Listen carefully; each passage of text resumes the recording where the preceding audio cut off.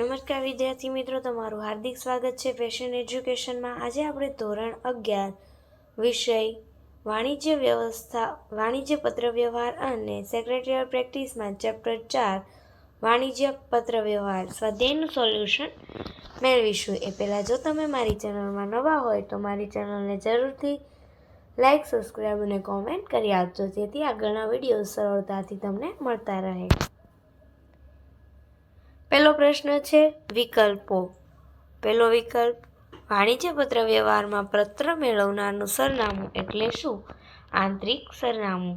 શુભેચ્છા દર્શક સમાપન દ્વારા વાણિજ્ય પત્ર વ્યવહારને શું મળે છે? વ્યક્તિઓના સંબંધની નિકટતાનો ખ્યાલ મળે છે।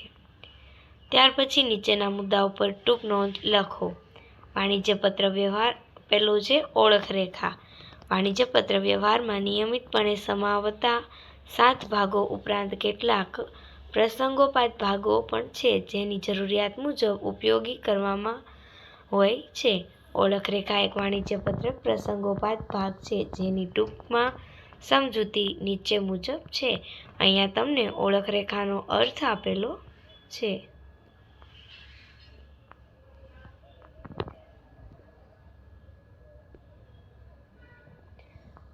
આ જ રીતે આગળના વિડીયો તમને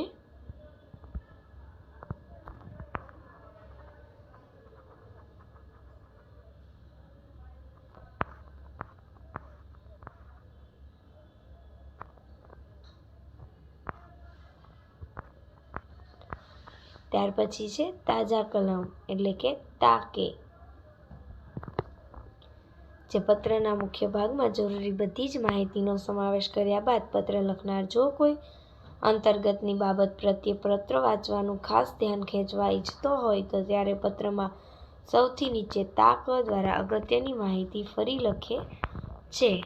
અત્રે એ નોંધવું જોઈએ કે પત્રના મુખ્ય ભાગમાં જરૂરી એવી કોઈ માહિતી રહી ગઈ હોય તો તેના તાકત કરી કે પત્ર અંતે ઉલ્લેખ કરવો પડે છે।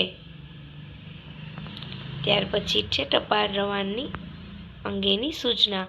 પત્રની વિગતો અનુસાર પત્રને સાદી ટપાલ, રજિસ્ટર ટપાલ કે ડી ટપાલ, સ્પીડ પોસ્ટ અને કે કુરિયર દ્વારા મોકલીએ અધિકારીએ નક્કી કરીને તે અંગે જરૂરી સૂચના આપે, જેને ટપાલને કોઈ પણ મોકલવામાં આવે, જેથી આધારભૂત વિગત ટપાલ રવાનગી અંગેની સૂચનાથી મળે છે।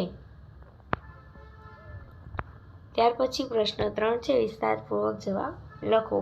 એ તમે આમાંથી જોઈ શકો છો। જો તમને આ મારો વિડીયો પસંદ આવ્યો હોય તો મારી ચેનલને જરૂરથી લાઇક, સબસ્ક્રાઈબ અને કોમેન્ટ કરી આપજો, જેથી આગળના વિડીયો સરળતાથી તમને મળતા રહે।